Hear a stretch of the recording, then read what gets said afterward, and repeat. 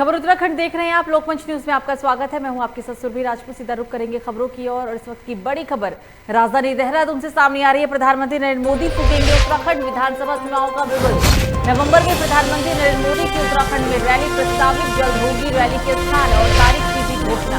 BJP प्रदेश अध्यक्ष मदन कौशिक ने press conference में दी है जानकारी।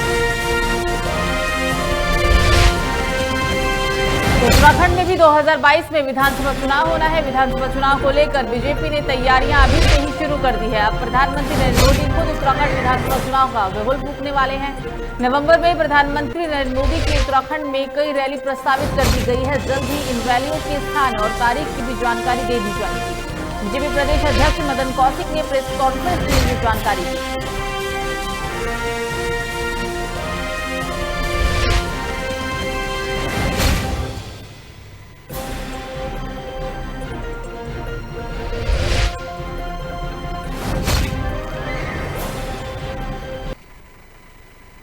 तो खबर टिहरी से है, जहां चंबा में 4 साल से अधर में लटकी मल्टी लेवल पार्किंग निर्माण पूरा करने के लिए प्रदेश सरकार ने अब हरी झंडी दिखा दी है। पार्किंग का अवशेष कार्य पूरा करने के लिए पर्यटन विभाग ने 1 करोड़ 30 लाख की धनराशि जारी कर दिया।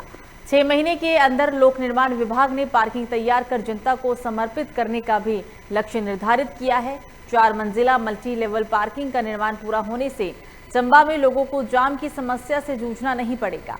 इस पार्किंग में एक समय में 15 बड़ी बसें और 55 जीप, टैक्सी और कारें एक साथ खड़ी हो सकती हैं।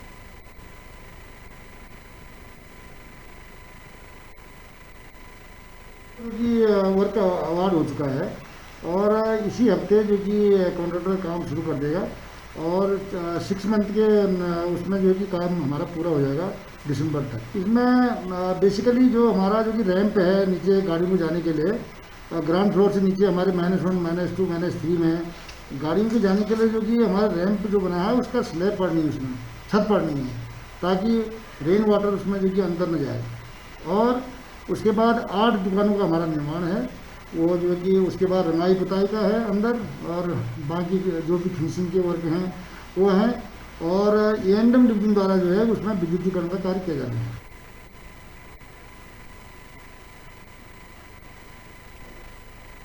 तो धर्मनगरी यानी हरिद्वार से इस वक्त की एक और बड़ी खबर सामने आ रही है, जहां नशे का अवैध कारोबार तेजी के साथ फल फूल रहा है। युवा पीढ़ी नशे की लत से बढ़कर अपना भविष्य खराब करने में आमादा है।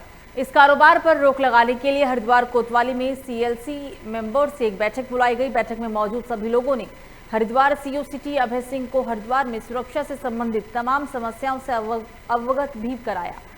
लोगों ने कहा है कि हरिद्वार में चरस, भांग और शराब जैसे नशे का काला कारोबार तो पहले से चल ही रहा था, लेकिन अब युवा पीढ़ी सबसे ज्यादा खतरनाक स्मैक के नशे का शिकार हो रही है।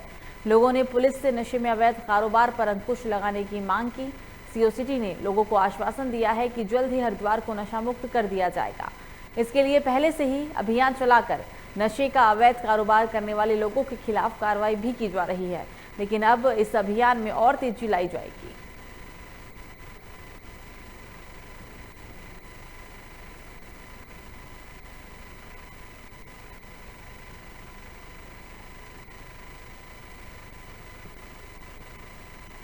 आज ये बैठक CLD मेंबर के साथ हुई। CLD मेंबर है वो प्रत्येक थाने में बनाई जाती है, जो इस क्षेत्र के विशेष लोग होते हैं और सदस्य लोग होते हैं और वो अपने मोहल्ले की अपने क्षेत्र की समस्याओं के प्रति जागरूक रहते हैं और उनका सुझाव हमारे लिए मौजूद नहीं रहता है। इसी संबंध में आज मीटिंग बुलाई गई थी, जिसमें परंपरागत पुलिसिंग की चुनौतियों के साथ साथ वर्तमान में पुलिसिंग की चुनौतियाँ हैं।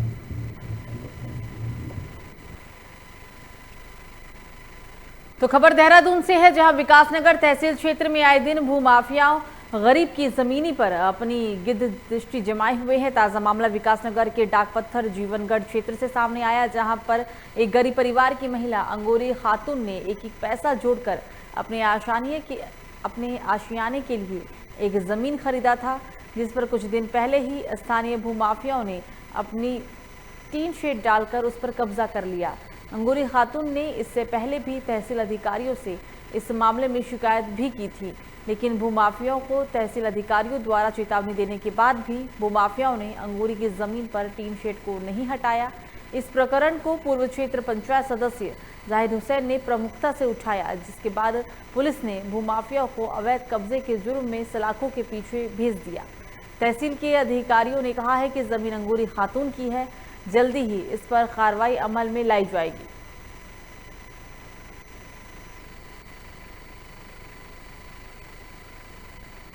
क्या मामला है? जमीन का मामला। क्या हुआ? कब्जा नहीं दे रहा। कौन नहीं दे रहा? अनवर। जमीन किसकी है? जमीन मेरी। कितने साल हो गए? कई साल की बात है कि कब्जे नहीं दे रहा। खबर कितने साल कब्जा लूँ जो उस कब्जे पर जो कब्जा ले नहीं देता लट ले, कोई कुआड़ी मारा, कोई टाँकों मारा, कोई कुछ मारा, कोई कब्जे नहीं देता। ये भी कब्जा नहीं दिया, अब जो कब्जा लेना है। हाँ जी, मैं बहुत परेशान हूँ। मेरे पास घर भी नहीं आया, पोतिया मेरे पास माँ उनकी मर गई, जरा सी पोतिया। पुलिस में करी जी मुझे कब्जा दुआ, फिर कहा हम कब्जा दुआएंगे। पटवारी के पास गई, उन्होंने कहा कब्जा दुआऊंगा। यो कब्जा नहीं दे रहा, वहाँ पटवारी भी आएगा, कन्नू को भी आएगा, सब कुछ आएगा, यो कब्जे ही नहीं दे रहा। अंगूरी खातून द्वारा एक दरख्वास्त दी गई थी एसडीएम साहब के यहाँ। यहाँ एक खतरा नंबर है 957 967, उनके पुराने नंबर है 281। उस नंबर का विवाद था आपस में था, तो इसकी जांच हुई थी, पहले फरवरी में हुई थी। उसके बाद रिपोर्ट गई एसडीएम साहब के यहाँ। इस दौरान इनको मना किया गया था कि इसका कोई स्वरूप परिवर्तन नहीं करेंगे स्थल पर आप, लेकिन इन्होंने वहाँ पे टीन सेट जून में डाला है। तो हमने विपक्षी को भी कहा भाई ये क्यों डाला आपने, रोका है हमको। आज भी कहा है क्या आप रोके रहे जब तक इसकी कार्रवाई सक्षम अधिकारी द्वारा जो है अंतिम निर्णय नहीं लिया जाता।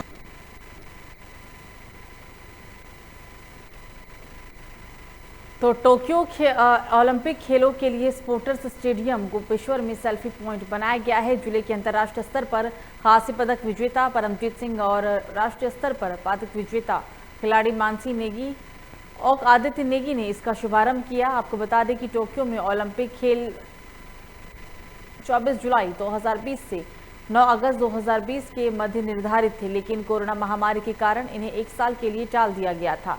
अब टोक्यो में इस साल 32वें ओलंपिक खेलों का शुभारंभ 23 जुलाई 2021 से लेकर 8 अगस्त 2021 तक टोक्यो में प्रस्तावित है, जिसमें प्रतिभा करने वाले भारतीय खिलाड़ियों के उत्कृष्ट प्रदर्शन की शुभकामनाएं चमोली के अंतर्राष्ट्रीय, राष्ट्रीय और राज्य स्तरीय और जनपद स्तरीय खिलाड़ियों ने सेल्फी पॉइंट में अपनी सेल्फी लेकर दी है।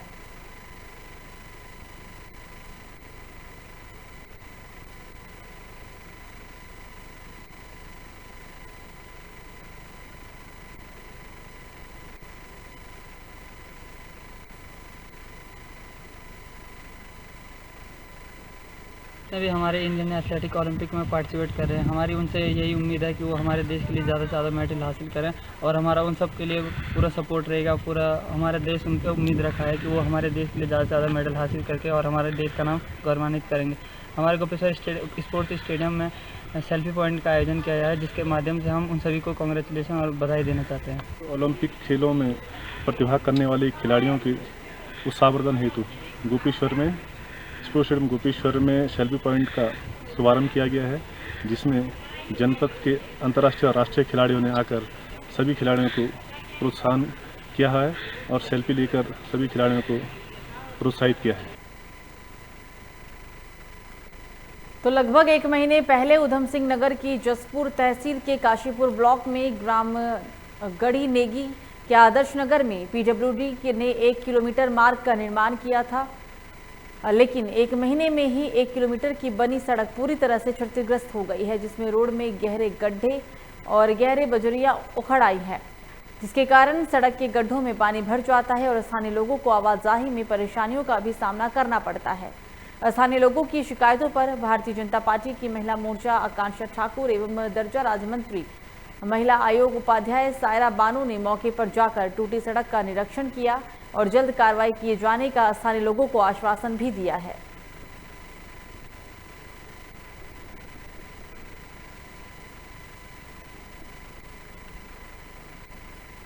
31 मई को ये रोड का निर्माण कार्य शुरू हुआ था और अभी आप ये लगाइए कि अभी 30 जून भी नहीं आया है, ठीक है।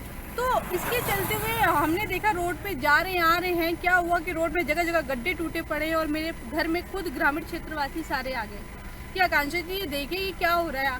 आपके संज्ञान में। तो मैंने जाके देखा, मैं अरे ये तो बड़ा गलत हो रहा है। तो मैंने इस मैटर को लेते हुए मैंने अपनी बड़ी बहन उत्तराखंड सरकार शायरा बानो जी को फ़ोन करके बोला कि देखिए मैम ऐसे है। तो इस पर्पज़ में वो खुद आज अपने निरीक्षण करने आई और उन्होंने पाया कि गड़ी नेकी में कितनी गलतियां हैं। आदर्श नगर की रोड की निरीक्षण किया है, उसमें तमाम गड्ढे हैं और क्या कहते हैं निकासी भी मतलब नहीं है और क्या कहते हैं मानसून का समय आ गया है और तमाम लोगों को मतलब पानी भर जाता है और यहाँ पे जो लोगों को बहुत ही ज़्यादा समस्याएं हो रही हैं। तो कोविड के टाइम पे यहाँ की स्थिति बहुत ही बेकार है और इस पे ध्यान देना चाहिए। इसके लिए मैं SDM मैडम जो है उनको मैं एक एप्लीकेशन बनाऊंगी और उनके लिए मतलब ये कहूँगी कि वो कार्रवाई करें। तो कोरोना वायरस कोविड-19 महामारी की तीसरी संभावित लहर की तैयारियों को लेकर जिलाधिकारी आशीष श्रीवास्तव की अध्यक्षता में कलेक्टर सभागार में एक बैठक संपन्न हुई है। बैठक में कोरोना की तीसरी लहर जो कि बच्चों को ज्यादा प्रभावित कर सकती है, इसे लेकर जिला प्रशासन ने तैयारियां भी शुरू कर दी। इसी के तहत ही मंगलवार को कलेक्टर सभागार में जिलाधिकारियों ने स्वास्थ्य विभाग के अधिकारियों के साथ बैठक लेते हुए जरूरी दिशा निर्देश भी लागू किए।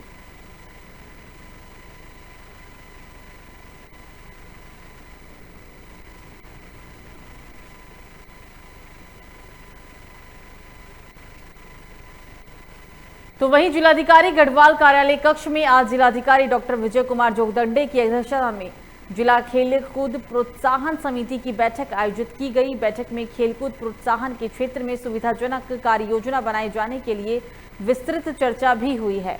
आपको बता दें कि जिला क्रीड़ा अधिकारी ने समिति के कार्यों और प्रगति कार्यों की जानकारी से अवगत भी कराया। उन्होंने आर्थिक रूप से कमजोर वर्ग के प्रतिभावान खिलाड़ियों के लिए सुविधा मुहैया कराने की भी बात रखी और साथ ही ये भी अवगत कराया गया है कि पुरानी समिति का कार्यकाल समाप्त हो गए हैं, जिस पर जिलाधिकारी ने जिला क्रीड़ा अधिकारी को नियमावली के अनुरूप शीघ्र नई समिति गठित करके कार्रवाई करने के निर्देश भी दिए। उन्होंने ये भी कहा है कि प्रोत्साहन और आर्थिक रूप से कमजोर प्रतिभावान खिलाड़ियों के लिए सहयोग मुहैया कराने के लिए ऐसी कार्य योजना बनाई जाए कि समुचित व्यवस्था को सुगमता से संपादित भी किया जा सके। उन्होंने प्रबंधन समिति की कार्य योजना बनाने में नियमावली और अन्य सदस्यों से भी सुझाव लेने के निर्देश दिए।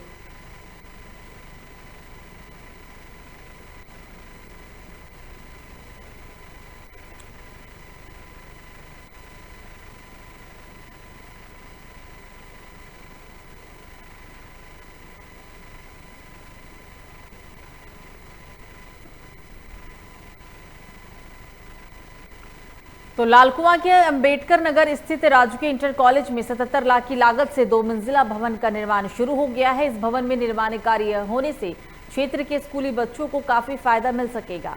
इसी को लेकर क्षेत्र विधायक नवीन चंद्र दुमका भवन निर्माण का औचक निरीक्षण करने के लिए पहुंचे। इस मौके पर उन्होंने निर्माण कार्य की गुणवत्ता की जाँच की। साथ ही विधायक नवीन चंद्र दुमका ने संबंधित विभागीय अधिकारियों और ठेकेदारों को निर्माण कार्य में गुणवत्ता बनाए रखने के भी निर्देश दिए। ये बिल्डिंग 77 लाख रुपए की लागत से विद्यालय के लिए बन रही है। ये उत्तराखंड सरकार के द्वारा प्रदत्त पैसा होता है और ऐसी बिल्डिंग मेरी विधानसभा में इस समय लछमपुर में, गौजाजाली में, लालकुआ में, पुराना बिंदुखेड़ा में बन रही हैं और धौलाखेड़ा की बिल्डिंग का अभी भूमि पूजन करके भी आया हूँ। कुल मिला के 5 जगह इस टाइप के भवन शिक्षा विभाग के लिए बन रहे हैं। निश्चित रूप से आने वाले समय में जो खुले हॉल, वेंटिलेटर की अच्छी सुविधा, रोशनी की अच्छी सुविधा के बड़े कमरे चाहिए वो इसमें। तो उधम सिंह नगर जिले में चलाए जा रहे नशे के खिलाफ अभियान में काशीपुर कोतवाली पुलिस ने मोहल्ला अली खां से 3 नशा माफियाओं को गिरफ्तार कर उनके कब्जे से 50 लाख की स्मैक बरामद की। गौरतलब रहे कि वरिष्ठ पुलिस अधीक्षक उधम सिंह नगर दिलीप सिंह कुंवर के निर्देश पर संपूर्ण जिले में नशा माफियाओं के खिलाफ अभियान चलाया जा रहा है, जिसमें पुलिस द्वारा ताबड़तोड़ कार्रवाई करने के बाद नशे पर काफी हद तक अंकुश भी लग सका। पुलिस की कार्रवाई से नशा माफियाओं में हड़कंप भी मच गया है। बताते चले कि कोतवाली काशीपुर द्वारा नशे के खिलाफ अभियान में SI रविंद्र सिंह बिष्ट की अगुवाई में पुलिस टीम ने मोहल्ला अली खां में कार्रवाई करते हुए 3 नशा माफियाओं को गिरफ्तार किया, जिनके कब्जे से पुलिस ने लाखों की स्मैक भी बरामद की, जिसकी कीमत अंतर्राष्ट्रीय बाजार में तकरीबन 50 लाख बताई गई। पुलिस ने तीनों आरोपियों को जेल की सलाखों के पीछे पहुंचा दिया। इस दौरान कोतवाली काशीपुर की प्रभारी बी जोशी ने कहा है कि काशीपुर में नशे के खिलाफ अभियान लगातार आगे भी जारी रहेगा।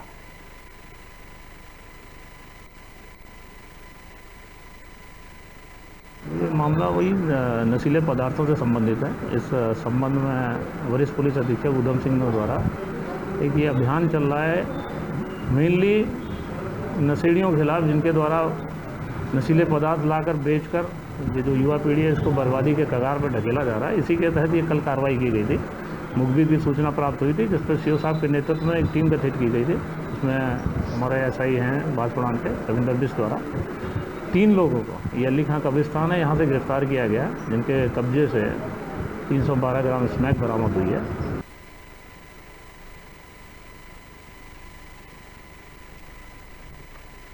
खबर देहरादून से है, जहां विकासनगर तहसील क्षेत्र में यमुना नदी पर 120 मेगावाट क्षमता की निर्माणाधीन जल विद्युत परियोजना का काम चल रहा है। बाधित स्थल पर 28 दिन पूरे होने के बाद भी बाधित प्रभावितों ने जल विद्युत निगम कार्यालय डाक पत्थर के मुख्य गेट पर तालाबंदी कर प्रदर्शन किया और अपना विरोध भी जताया। बाद प्रभावितों का कहना है कि लखवाट व्यवसायी परियोजना का काम 90% से अधिक हो चुका है। हैरानी की बात यहाँ ये है कि लोहारी गांव बाधित प्रभावितों की मांगों को लेकर अभी तक जल विद्युत निगम डाक पत्थर पर कोई भी कार्रवाई नहीं की गई। ग्रामीणों का ये भी कहना है कि सरकार गांव के लोगों को विस्थापित करे, गांव के प्रत्येक परिवार में एक सदस्य को नौकरी भी दे, और साथ ही प्रदर्शनकारियों का ये भी कहना है कि अगर उनकी मांगों को शासन प्रशासन द्वारा जल्दी से माना नहीं जाता है तो सभी बाधित प्रभावित जल समाधि ले लेंगे। बाधित प्रभावितों ने ये भी कहा है कि अगर उनकी मांगों को फिर गौर नहीं दिया जाता है तो उत्तराखंड जल विद्युत निगम देहरादून मुख्यालय पर तालाबंदी करेंगे। इतने दिन बीत जाने के बाद भी कोई भी सरकार के समक्ष अधिकारी उनकी सूद लेने के लिए नहीं पहुंचे हैं।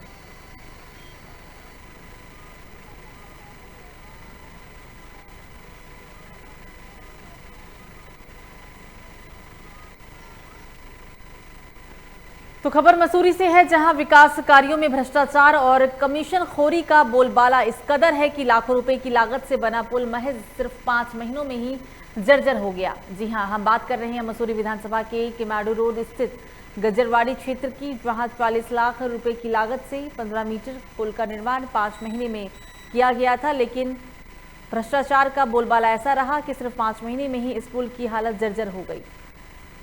उद्घाटन क्षेत्र विधायक गणेश जोशी और कैबिनेट मंत्री के द्वारा इसका उद्घाटन किया गया था। क्षेत्र में पूर्व प्रधान राकेश शर्मा कहते हैं कि काफ़ी प्रयासों के बाद इस पुल की स्वीकृति मिल गई थी और ये पुल 5 ग्राम सभाओं को जोड़ता भी है। सैकड़ों लोगों को इस पुल से आना जाना भी लगा रहता है, लेकिन चंद महीनों में इसकी हालत बहुत ही खस्ता हो गई है। इसमें जगह जगह सरिये निकल चुके हैं, जिस कारण कोई भी बड़ा हादसा कभी भी घटित हो सकता है। उन्होंने ये भी कहा है कि इसमें पैसों का बंदरबाट हुआ है, इसमें घटिया स्तर की निर्माण सामग्री लगाई गई है।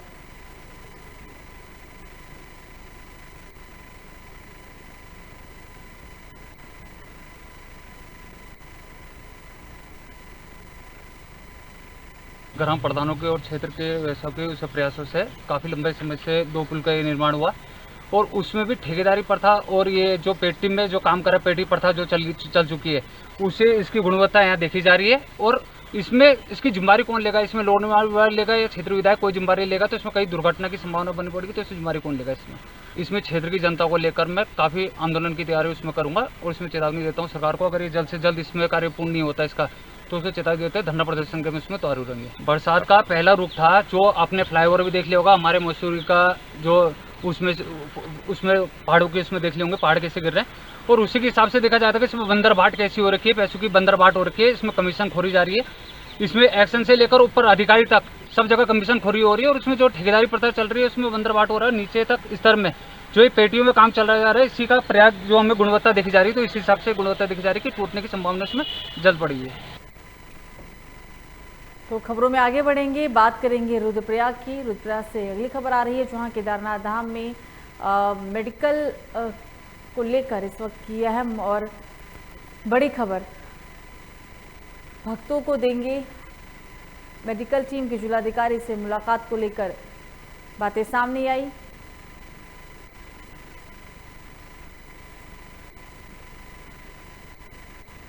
तो रुद्रप्रयाग में केदारनाथ धाम में श्रद्धालुओं को मेडिकल सेवा देने के लिए 6 sigma high executive medical service की टीम केदारनाथ पहुंच गई है। ये टीम यात्रा के दौरान धाम की चिकित्सा व्यवस्था को संभालेगी। 6 सिग्मा की मेडिकल टीम ने यात्रा के दौरान चिकित्सा व्यवस्थाओं को लेकर सभी जायजा लिया है। साथ ही बताते चले आपको कि इसमें उच्च अधिकारियों से भी सहयोग मांगा गया है। मेडिकल टीम के सदस्य सबसे पहले जिलाधिकारी मनोज गोयल से मिले। High altitude medical service team ने जिलाधिकारी को प्रतीक चिन्ह भेंट कर उन्हें सम्मानित भी किया। वार्ता के दौरान जिलाधिकारी ने यात्रा में 6 sigma high altitude medical service में चिकित्सा निदेशक को हर संभव सहयोग का आश्वासन दिया। 6 सिग्मा के चिकित्सा निदेशक डॉक्टर प्रदीप भारद्वाज ने जिले के मुख्य चिकित्सा अधिकारी डॉक्टर बीके शुक्ला संग यात्रा के समय दी जाने वाली चिकित्सा सुविधाओं के बारे में विस्तार से चर्चा भी की। इस बार यात्रा पर आने वाले श्रद्धालुओं को ऑक्सीजन सिलेंडर के अलावा ऑक्सीजन कंसंट्रेटर और वेंटिलेटर की सुविधा भी मिल सकेगी।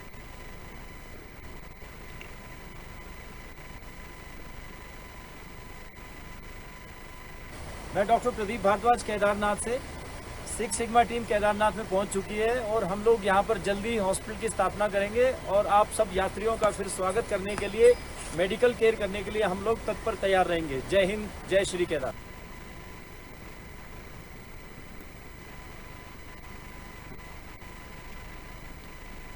तो कोरोना की तीसरी लहर के प्रकोप से प्रभावित हुए पर्यटन सेक्टरों को पुनर्जीवित करने के लिए पर्यटन विभाग प्रतिबद्ध है।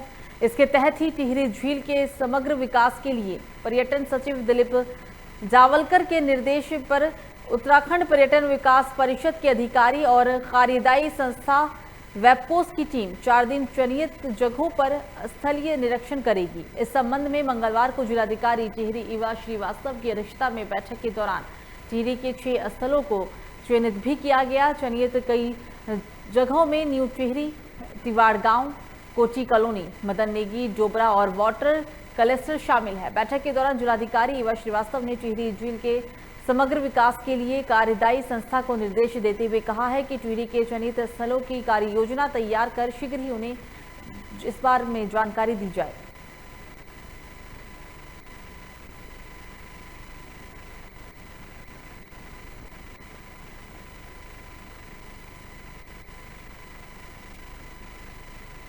तो फिलहाल न्यूज बुलेटिन में मुझे दीजिए इजाजत। लोकमंच न्यूज पर खबरों का सिलसिला जारी रहेगा। नमस्कार।